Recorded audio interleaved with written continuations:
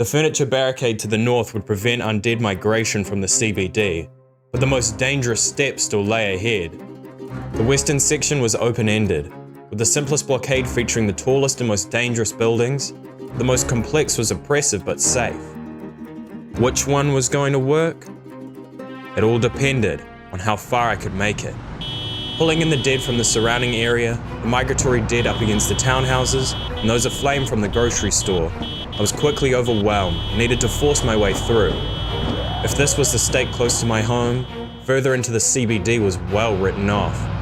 Now yelling, I snaked through countless aflame dead to cluster them together and spare the nearby buildings of flames, with the constant heartbeat matching my own growing terror. En masse, the dead started dropping, changing the dynamic of a knife's edge to a bloodbath as corpses and ash piles lined the street. Alongside the buildings, I also lost valuable items.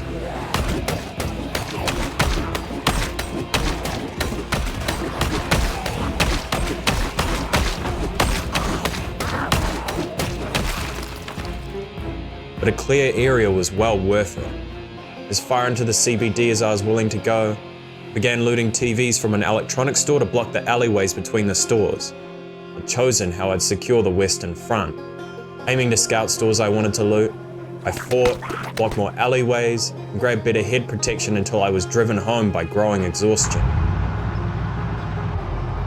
With ample time left in the day, I dumped all the spare TVs from the compound into the van, checked my traps for animals. Oh, sweet. Began grinding fitness directly to fix the imbalance in my stats.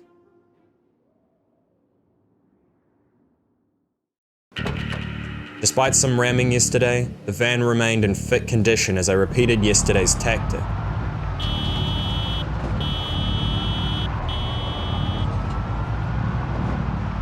The noise attracted hundreds and left me in a precarious situation, with it only getting worse.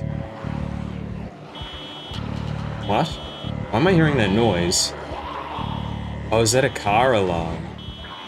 Oh shit. That's not good. The swarming dead soon blocked my attempts to maneuver around them, straining me at the back of the shops and forcing me to work in smaller portions. Spotting a gap, I risked it to bring them all together before setting them alight.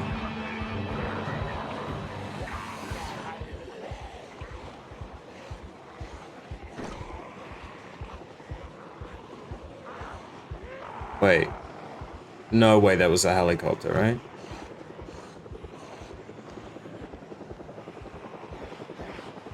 Fuck it. A helicopter. Zeds from all over would soon be barreling towards me. But I put it best. Oh shit. Oh shit.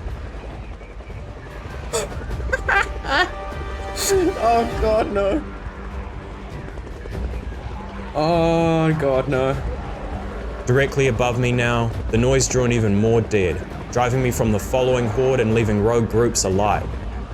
The flames soon spread into buildings, including the alcohol store I wanted to loot.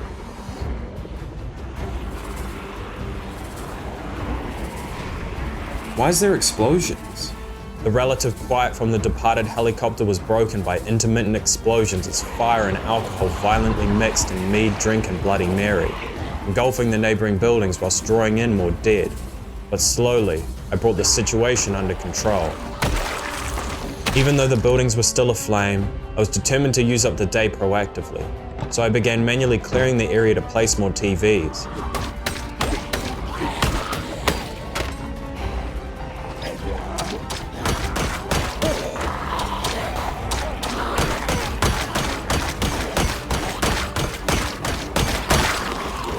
Failing to do this, and under the threat of exhaustion, I opted to pull the dead away to make tomorrow easier before returning home.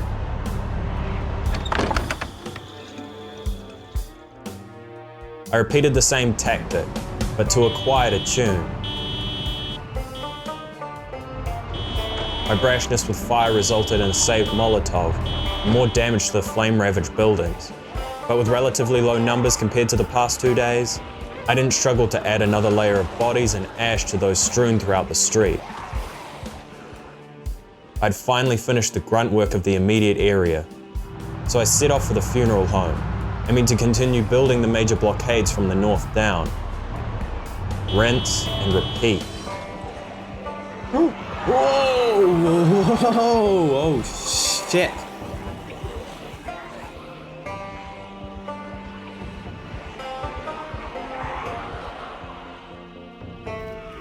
After 2 burn-offs, there was too little time to build my first furniture barricade, so I improved my base's defenses and drank to abate my fried nerves. A late wake-up pressured me to wrap up quickly. I drew on those from nearby houses, stores, and the funeral home before repeating an all too familiar process. Under a fading sun, I crushed the scraps and met all those near the gap I intended to block. It was unrealistic to do both large sections without repeating the incidents that occurred up north, so I restricted myself to TVs for the smaller gap. Running out of those in the van, I resorted to looting the nearby townhouses to make up the difference, some of which had their windows and doors intact.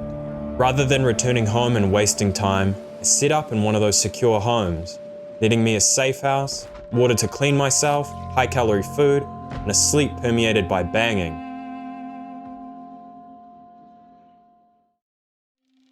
Rushing, I blocked the remaining alleyways and looted the only remaining store of interest in the northern block, Box Pop Brewery. Rather than finding the high-calorie wine or spirits I craved, I found an idea. The lightweight cardboard boxes would be perfect for barricading.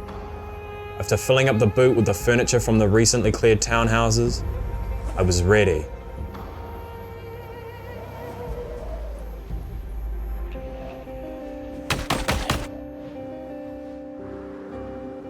The dead approaching my wall threatened to undo my progress, so I unloaded the area and began prepping the southern stores for the final leg of the western section.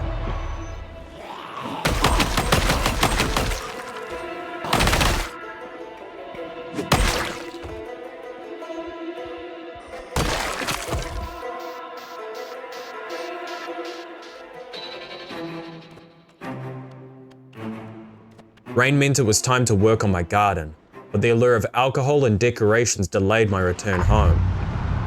My impact on the streets was already noticeable, with next to none left on the approach from the grocery store. But it was still only temporary. As I worked away in the garden, I contemplated the implication of my work. If I succeeded, I'd be free of the undead. But still alone. Is this how I wanted things to go? The 79th day led me to another beer brewery, but this time next to the Ohio River. Inside, I found the cardboard boxes I desired.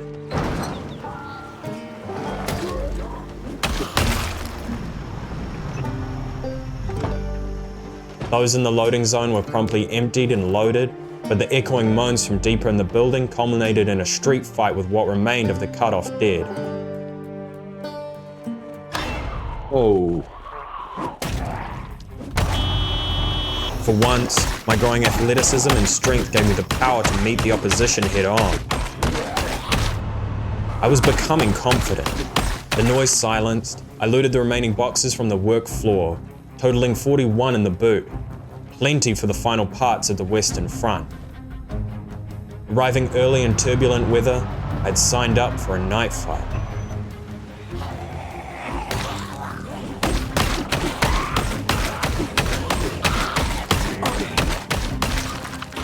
Loading up my backpack and carrying extra on my person, finished the war within an hour. Giving me ample time to raid more houses for TVs and continue placing furniture barricades. Working my way further from my burn-offs, I risked incurring the wrath of another horde, so I switched to sneaking. With the southern stores binded, I grabbed the TVs I would never see again, so I needed to keep the area unloaded when I finished the final barricade.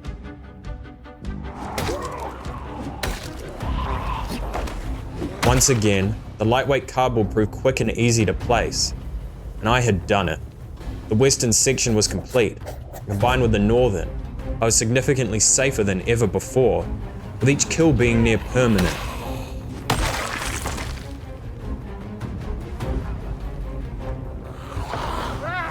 Oh! Fuck. Dumbass, I'm a dumbass, I'm a fucking dumbass. Didn't even need to fight them, why did I do that? Laceration risked zombification. All it would take is time. The injury location wasn't ideal either, as it slowed attacks, but my only priority was to get home and hide behind my walls.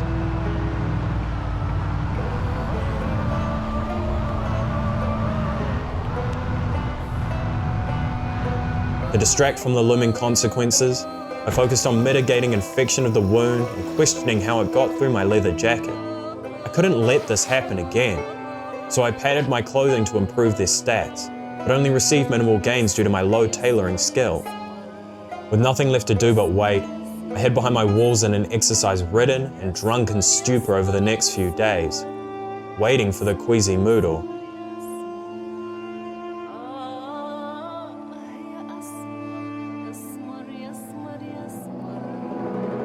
But it never came. Instead, I had my confidence shaken and the fear instilled that this could happen again. My only choices were to hide behind my walls or create more protective clothing. But I needed to get better at tailoring, a skill I'd never worked with. To grind, I knew I needed to rip clothes and pad them, so I hunted for clothing stores in the neighborhood. Sammy's yielded little resistance, and racks of clothes. I ripped anything I could find before realizing denim and leather would be more useful intact so I could pad them. Laden with ripped sheets, I came away with most of level 1, nowhere near enough for a day's efforts.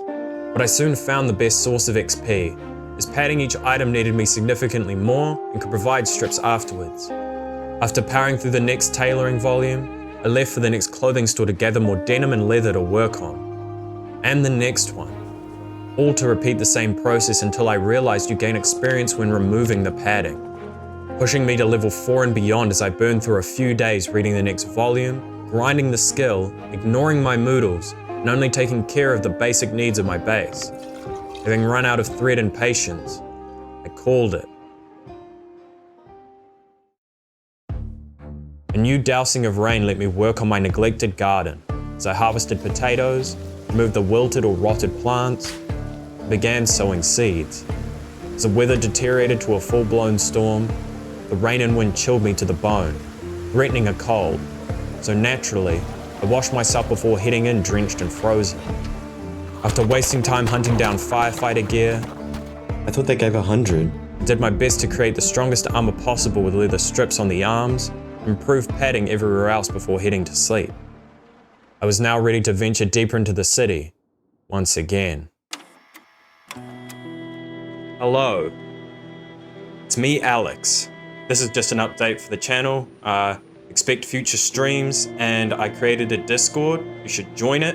You can field ideas for future videos or streams, or comment on the current ones, or post whatever you like, within reason.